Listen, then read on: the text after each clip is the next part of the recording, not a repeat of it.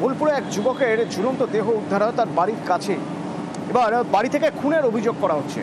বলা হচ্ছে যে বাড়ি থেকে ভোর রাতে ডেকে নিয়ে গিয়ে খুন করে ঝুলিয়ে দেওয়া হয়েছে। ইন্দ্রজিৎ আমার সঙ্গে রয়েছে। ইন্দ্রজিৎ, কেন বাড়ির লোকের এরকম মনে হচ্ছে? পুলিশই বা কি বলছে?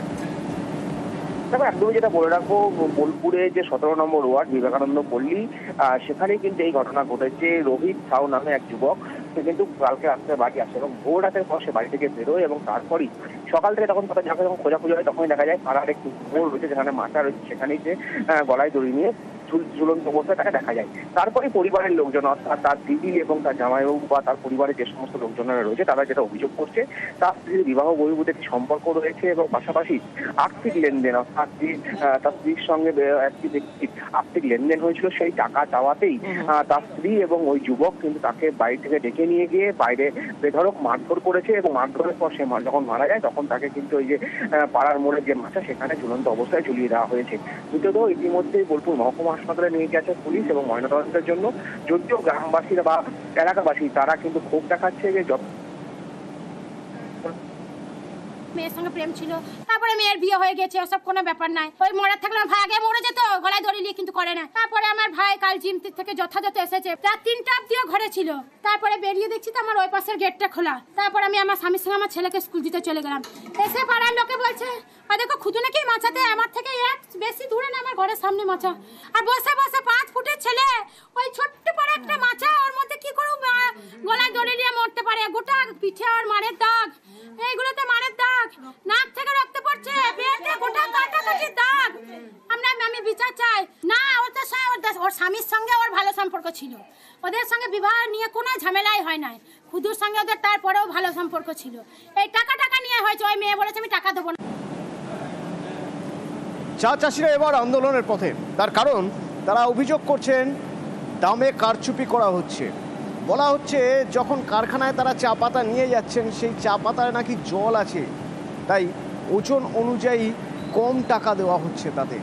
শান্তনু রয়েছেন আমার সঙ্গে। শান্তনু, এই অভিযোগ, সেই অভিযোগের ভিত্তিতে কারখানা কর্তৃপক্ষ কিছু বলছে না?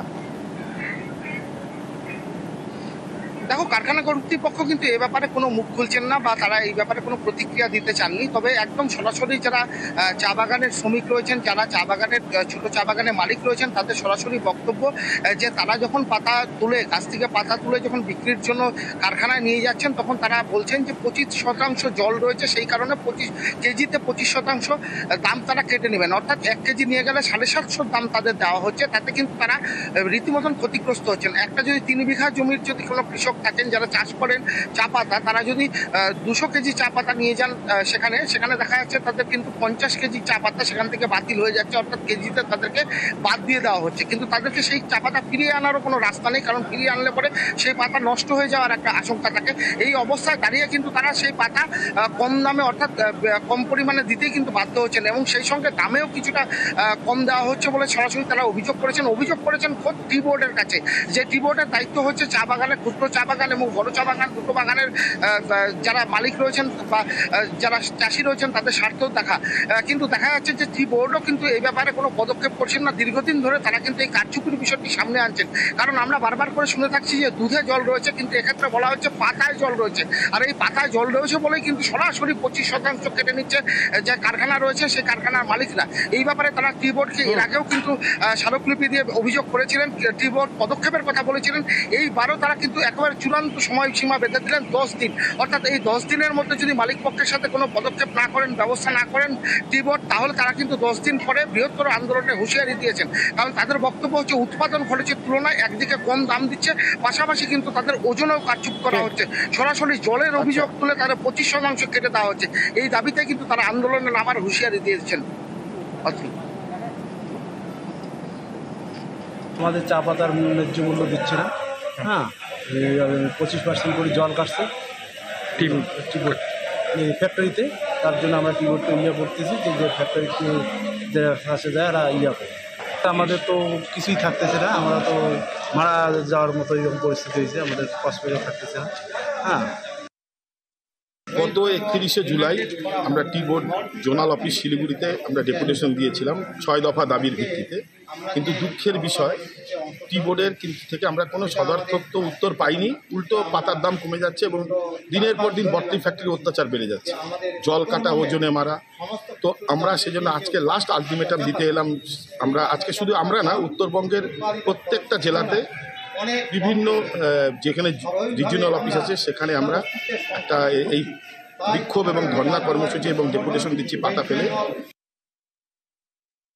Jalpaiguri district small T growers association ने आके इधर हम लोग को एक मेमोरेंडम दिया है। उनका जो डिमांड है पूरा वो डिमांड काफ़ी है, प्राइस से लेके बाकी बहुत सारा डिमांड है।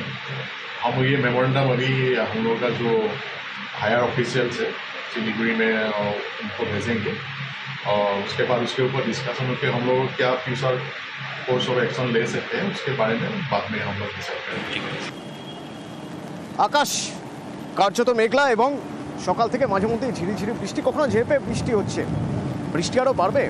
আবহাওয়া দপ্তর বলছে দক্ষিণবঙ্গের বেশ কিছু জেলায় ভারী বৃষ্টি হবে। কতদিন চলবে এই বৃষ্টি? অভিজিৎ রয়েছে সরাসরি আমার সঙ্গে, বলতে পারবেন অভিজিৎ?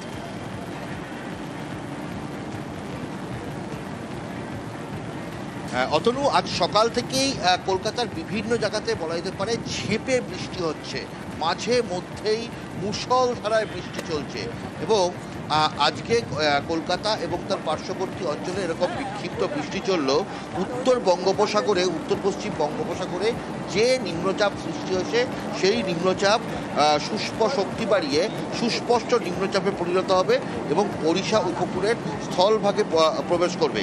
এর প্রভাবে আজকে যেমন বৃষ্টি হবে রাজ্যের বিভিন্ন জেলাগুলোতে বিক্ষিপ্তভাবে, তবে আজকে মূলত দক্ষিণ 24 পরগনা, পূর্ব পশ্চিম মেদিনীপুর এবং ঝাড়গ্রাম জেলাতে ভারী বৃষ্টি হবে এবং দক্ষিণবঙ্গের বাকি জেলাগুলোতে বিক্ষিপ্তভাবে বৃষ্টি হবে এবং অন্যদিকে উত্তরবঙ্গ আজকে বিক্ষিপ্তভাবে বৃষ্টি হবে।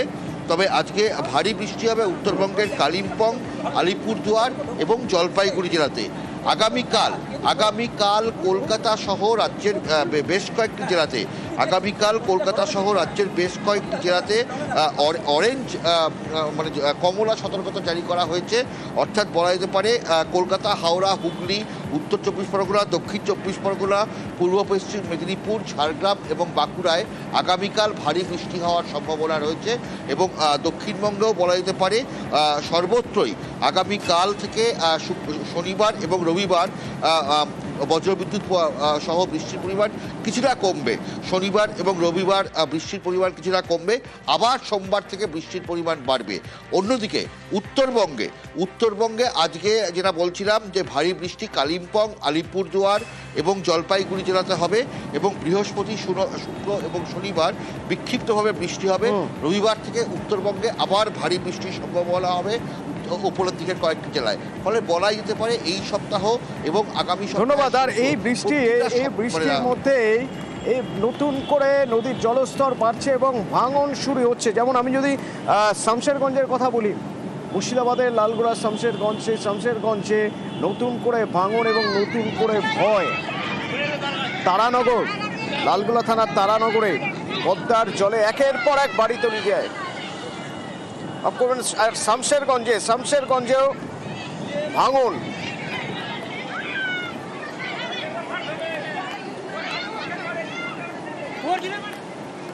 এখন তো সব বাড়ি ঘর পড়ে গেল, আচ্ছা এইটা পড়ে গেল। আমরা কোন জায়গাতে থাকবো না থাকবো আমাদের কোনো আসলি নাই। এটাই যত বাড়ি সব পড়ে গেছে এদিকে, আমাদের বাড়িতে একটু মুখের সাথে বাড়ি পার হয়ে এটাই। কটা বাড়ি তলিয়েছে এখন? এখন 4-5টা বাড়ি তলাইলো, মন্দির তলাইলো, এটা তলাইলো, এটা ফাইটে আছে, মন্দিরও পুরো হয়ে গেছে। বাড়ি তাহলে কটা মতো ঝুলে আছে? বাড়ি 3টে এখন ঝুলে আছে, যে কোনো মুহূর্তে তলিয়ে দিতে পারে। রাস্তা ফেটে আছে, যেগুলো ফেটে আছে ওগুলো দেখেন, পুরো আতঙ্ক। এটা গেল শামশেরগঞ্জের। লালগোলার ছবি একবার দেখা যাক। তারানগর, গতকাল অন্ধকারে নদীর জল যখন আস্তে আস্তে কমে যাচ্ছে তখন রাতের অন্ধকারে ব্যাপক ধস নামে এবং একের পর এক বাড়ি তলিয়ে যায় পদ্মার জলে। 3 দিন ধরেই নদীর ধারে ফাটল এবং মাটি সরে যাওয়ার লক্ষণ দেখা যাচ্ছিল। শেষমেশ দেখা গেল গতকাল রাতেই বেশ কিছু বাড়ি তলিয়ে গেল পদ্মায়। ক্ষতিগ্রস্ত পরিবারগুলি স্থানীয় তারানগর প্রাইমারি স্কুলে তারা আশ্রয় নিয়েছে।